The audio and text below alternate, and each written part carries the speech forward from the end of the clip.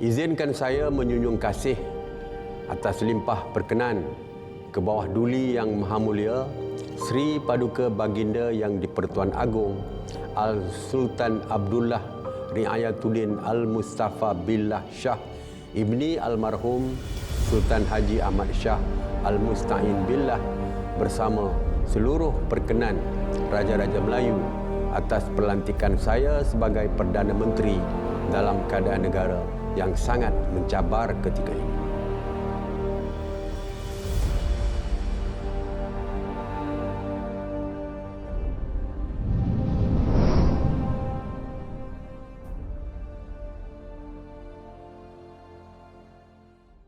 Setenang air di kali. Kias yang boleh menggambarkan figura utama negara yang amat berhormat Datuk Seri Ismail Sabri Yaakob, Perdana Menteri ke-9 Malaysia, selepas diberi kepercayaan oleh 114 anggota Dewan Rakyat.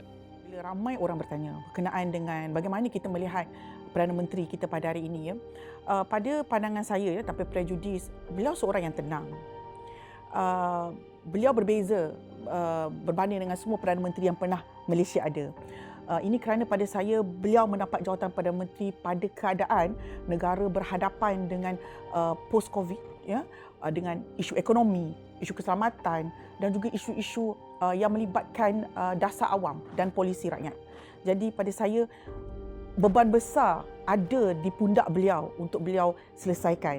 Jadi inilah dia yang saya lihat dalam masa setahun beliau menjadi Perdana Menteri.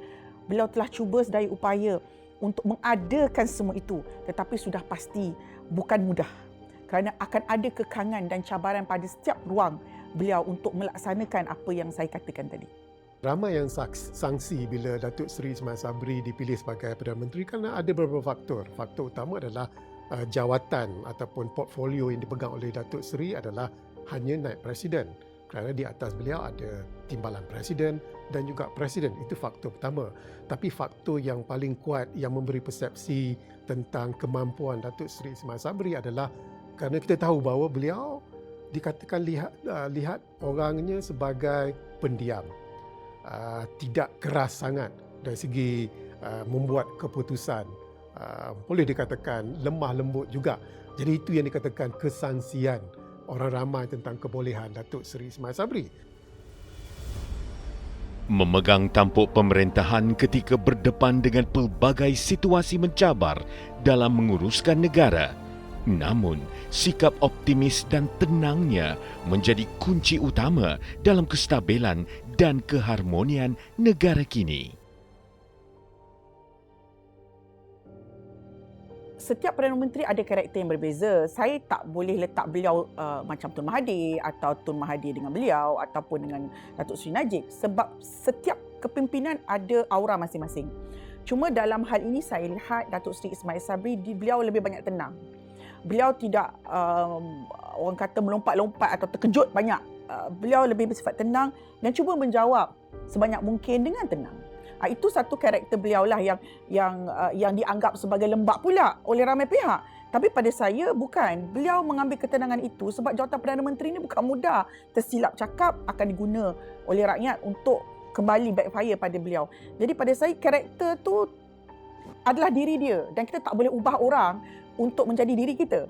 Dia sedar yang bahawa satu benda ini amanah kepadanya. Sebab tu kalau kita tengok orang caci dia apa dia senyap je. Dia tidak ada kata benda tapi dia membangunkan rakyat. Itu yang keluarga Malaysia tu. Nampak rakyat sudah boleh menerima dia. Konsep keluarga Malaysia yang diketengahkan oleh beliau sebenarnya percaturan besar untuk memulakan menyusun langkah pemulihan dalam semua aspek di negara ini. Kita adalah sebagai satu keluarga tanpa mengira agama, bangsa dan kaum. Setiap daripada anda adalah seperti keluarga saya sendiri. Kalau kita lihatlah, setiap dasar yang dibuat itu adalah untuk keseluruhan rakyat sebenarnya. Dan ini adalah konsep asas keluarga Malaysia. Nampak remeh, nampak mudah, tapi kalau kita nak tukar kepada dasar, itu sesuatu yang amat sukar. Kerana kita kena kaitkan dengan senario beliau dilantik menjadi Perdana Menteri. Dan kalau kita kaitkan, maka inilah satu konsep yang dikatakan unik, yang agak besar, kerana setiap konsep keluarga Malaysia ini terkandung dalam dasar-dasar yang digubal ketika Datuk Seri Ismail Sabri menjadi Perdana Menteri. Dua pendekatan berbeza. Satu, Malaysia dahulu lebih kepada unity kesemua. Tetapi keluarga Malaysia ini, kalau kita sebut keluarga, kita akan rasa lebih rapat. Kita akan rasa bahawa nilai-nilai kekeluargaan, iaitu dari segi mengambil berat, isu-isu prihatin yang dihadapi oleh ahli keluarga. Ya. Jadi di situ saya nampak beliau ingin menekankan tentang perpaduan yang lebih jitu di kalangan rakyat Malaysia tanpa mengira agama dan bangsa. Dan beliau secara umumnya juga ingin mengatakan bahawa beliau ingin mendengar suara-suara rakyat Malaysia yang mana isu-isu berbangkit seperti isu-isu kos sara hidup, isu-isu kemiskinan dan juga isu-isu yang berkaitan dengan kesinambungan hidup rakyat.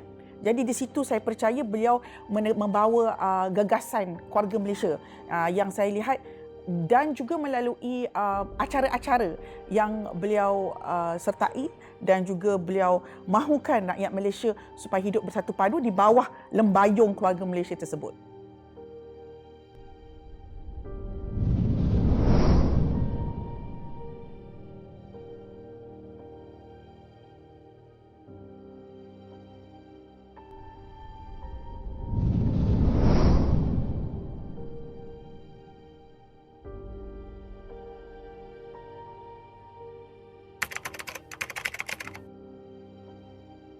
Selepas 2 tahun sidang parlimen ditangguhkan, terpaksa memikul amanah berat selepas rasmi menggalas jawatan utama negara. Saya menyeru kepada seluruh ahli Dewan Rakyat, sama ada dalam atau luar kerajaan, supaya menggembeling tenaga untuk memulihkan semula keadaan negara. Bangunan Parlimen 13 September 2021 menjadi saksi kepada sejarah penting termeterainya Memorandum Persefahaman MOU, transformasi dan kestabilan politik di antara Kerajaan Persekutuan dan Blok Pembangkang Pakatan Harapan.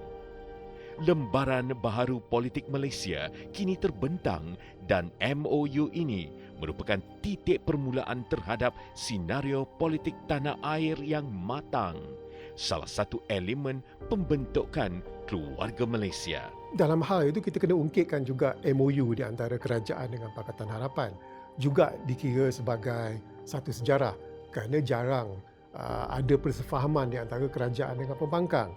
Tetapi oleh kerana pembangkang ataupun Pakatan Harapan pada ketika itu percaya dengan tulus ikhlas Perdana Menteri, mereka sanggup menandatangani perjanjian persefahaman itu. Dan kalau kita lihat apa yang berlaku ketika perjanjian itu berlaku, sehinggalah sekarang, sehinggalah RUU itu diluluskan, maksudnya paling penting adalah pembangkang itu masih menaruh harapan yang tinggi kepada Perdana Menteri. Perkara ini yang saya lihat sangat tuntas dilakukan kerana beliau ingin memastikan kestabilan politik.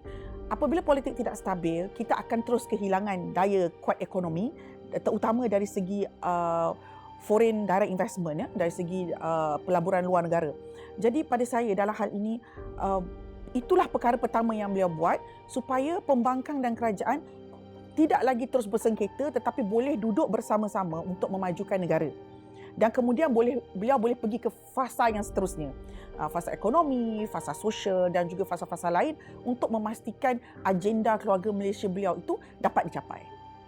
Tanpa menanti esok, seluruh jentera digerakkan bagi merealisasikan usaha pemulihan negara.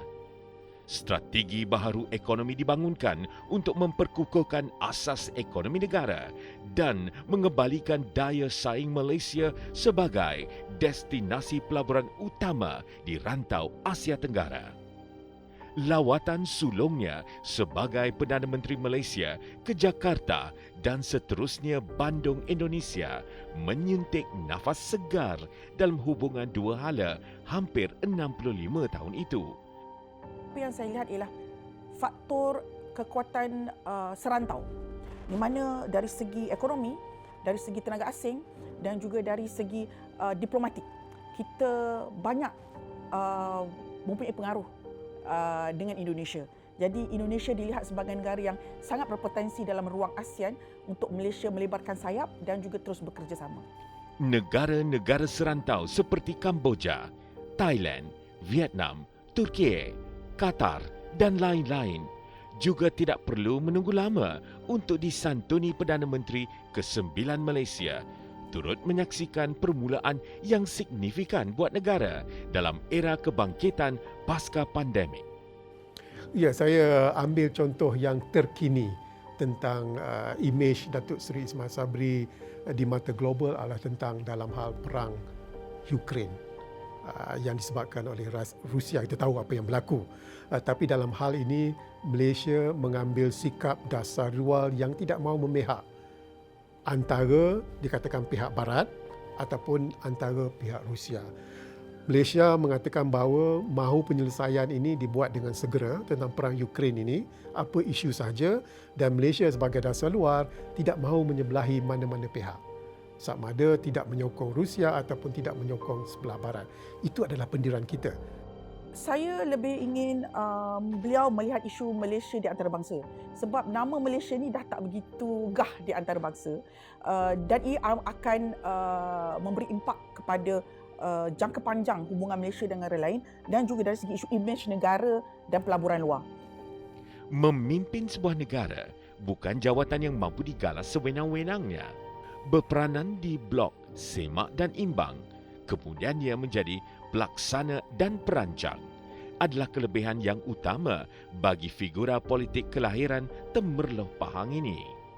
Lulusnya pindaan Perlembagaan Persekutuan berkaitan Perjanjian Malaysia 1963 MA 63 dan kemudiannya Rang Undang-Undang RUU Anti Lompat Parti pada Ogos 2022 di Parlimen merupakan antara buah tangan beralaskan komitmen dan kesungguhan beliau kepada rakyat.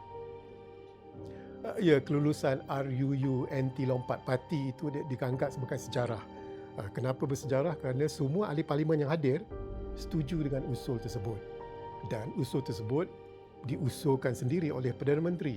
Dan ketika diusulkan, kita tak tahu arah mana ahli parlimen kita akan berfikir. Sama ada akan sokong, berkecuali ataupun menolak usul tersebut. Jadi melihatkan semua yang hadir itu menyokong usul tersebut, saya jangkakan itu adalah pencapaian terbaik kerana ini adalah satu sejarah, dan RUU ini jika digazetkan menjadi akta yang akan mengubah senario politik negara kita yang dikatakan 3 tahun lepas kenapa tidak stabil kerana disebabkan oleh ahli parlimen lompat parti. Jadi dengan persetujuan 100% yang tidak pernah berlaku dalam sejarah undi di dalam Dewan Rakyat ini, saya melihat salah satu sebabnya adalah kerana Perdana Menteri sendiri yang mengusulkannya. Dan ini mentafsirkan bahawa setiap ahli parlimen yang hadir itu memberi kepercayaan terhadap Perdana Menteri.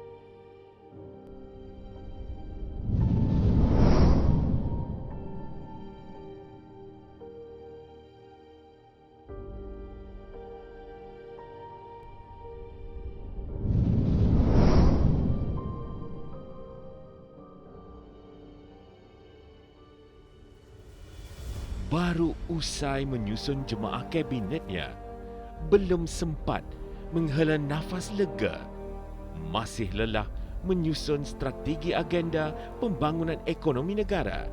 Fokusnya terpaksa diheret ke situasi bencana.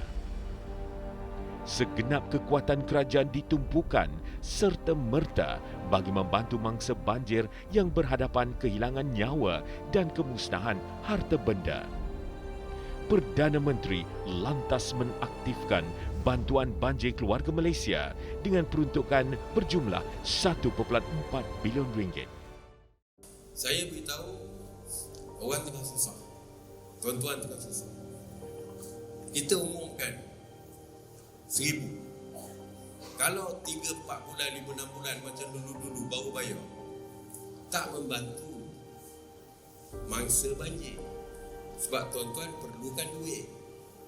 Jadi kalau umum 6 bulan baru bayar, tak ada maknanya. Jadi saya kata bayar segera. Dan tak payah ngisi borang macam-macam lagi. Jadi yang lambat dulu mungkin banyak borang nak isi, hantar sana hantar sini, akhirnya itu yang menyebabkan lewat. Tapi saya lihat beliau ada di sisi rakyat. Maknanya pada ketika bencana berlaku, beliau ada, tidak berada di luar negara, ada membuat lawatan, mungkin tidak menyeluruh kerana banyak tempat, tetapi kehadiran itu ada. Di bawah pentadbirannya, satu gerak kerja drastik perlu dilaksanakan untuk memulihkan negara susulan pandemik COVID-19. Kementerian-kementerian dan kerajaan-kerajaan negeri berganding bahu menjadi bumbung yang teduh, dasar yang kukuh untuk rakyat, diintegrasikan oleh iltizam dan aspirasinya. Keluarga Malaysia yang saya kasihi sekalian, Malaysia diuji dengan ketidakstabilan politik dan ekonomi yang berpunca daripada pandemik COVID-19. Cabaran ini turut dirasai di seluruh dunia. Wabak yang tidak pernah kita alami ini telah mengubah pola kehidupan kita.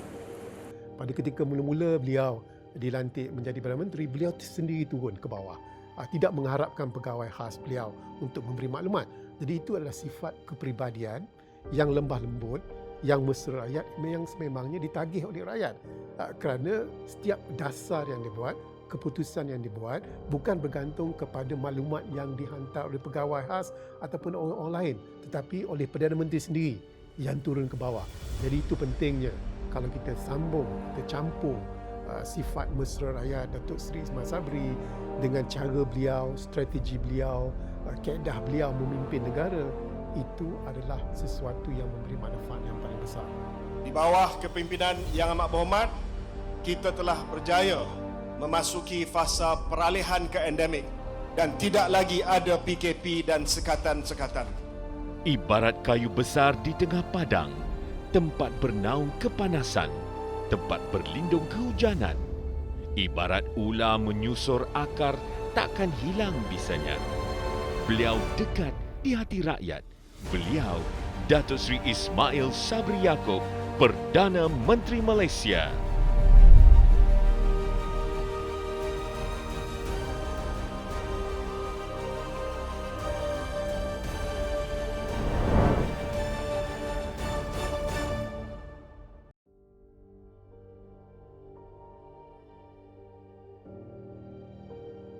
Beliau bersederhana saja, tapi itu ya saya rasa yang terbaik.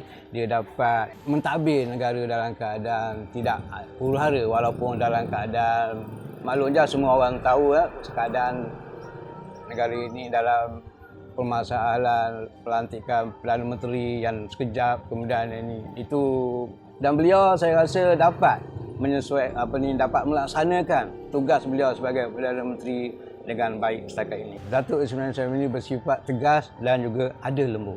Tapi dalam menjalankan tugas, beliau tidak pernah saya tengok dia mengeluh, melahirkan rasa kesal, sesal, letih, tak ada. Walaupun dia saya tengok nampak letih, tapi dia tetap laksanakan tugas beliau sebagai PM. Dia dengan masyarakat kampung cukup sesuai. Dia tidak ada banyak protokol. Kalau kenduri kenara, dia sampai kat Sabak, mengatar kawah, gulai kawah. Ya, ni dia punya cara lah. Dan dia selalu bercerita dengan saya, Din, kamu kalau kita di kampung, kita kena makan gulai dia, kita kena minum air dia. Sebab kita orang kampung. Jadi itu dia memang sesuai dengan itu. Dan begitu juga dengan majlis, dia selalu cakap ke saya, jangan saya duduk di VIP ke, saya tak nak. Tidak sesuai dengan saya. Saya nak sama berbaris dengan orang yang ambil gulai-gulai kampung, gulai-gulai ni. Sama.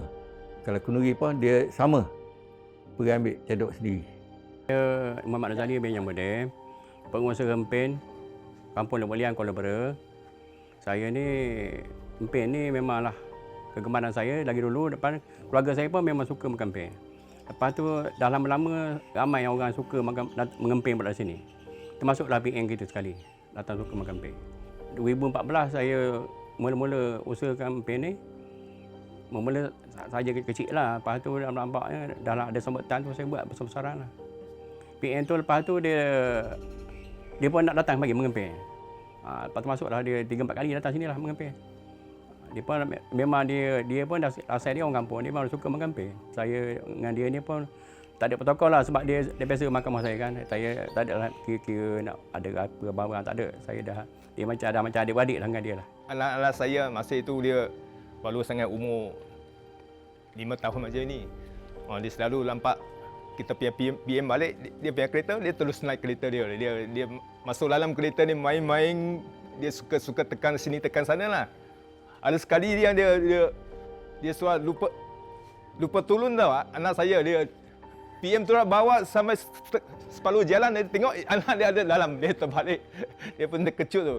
Nah, dalam pandangan saya memang dia tak lemah, dia memang tegar, memang okey lah. Orang kata kalau orang lemah ni, orang saja dia nak lemah, dia tak nak bantu orang. Orang macam ni, dia bantu orang, dia tak lemah lah, mana maksud dia tu.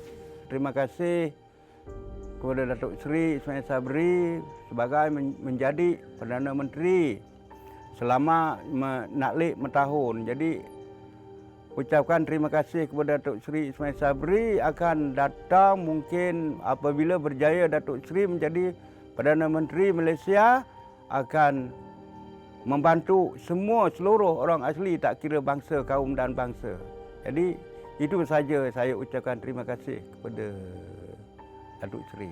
Di kalangan orang Bera telah dilantik sebagai pemimpin nombor 1 negara dan saya rasa dengan pelantikan itu insya-Allah Datuk Seri dapat membina Malaysia memperbaiki sebagaimana keadaannya sebelum ini walaupun kita ditimpa dengan keadaan COVID, PKP dan sebagainya dengan masalah politik.